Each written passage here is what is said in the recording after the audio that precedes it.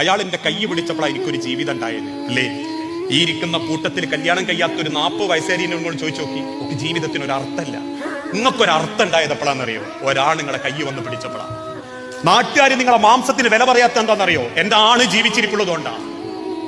നീ തോറ്റു എന്ന് തോന്നുന്നത് എപ്പോഴാണെന്നറിയോ? എന്റെ കെട്ടിയോ മരിക്കുമ്പോഴാ.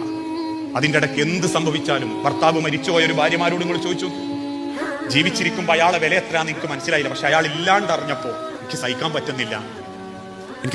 ഇങ്ങനെ തന്നെയാ തിരിച്ചു ഭർത്താക്കന്മാരും. ഞാൻ എന്റെ കഴിഞ്ഞ പ്രസംഗത്തിൽ ഒരു കഥ പറഞ്ഞിട്ടില്ലേ?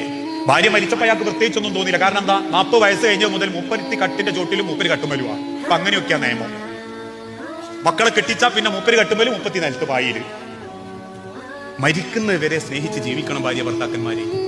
85 വയസ്സുള്ള ഒരു ഭർത്താവിനെ പരിചരിക്കുന്നത് 83 വയസ്സുള്ള ഭാര്യ. വിറയ്ക്കുന്ന കയ്യോടെ കഞ്ഞി കോരിക്കൊടുക്കുമ്പം ആ ചിത്രം നമ്മളെ പഠിപ്പിക്കുന്ന ഒരു സത്യമുണ്ട്.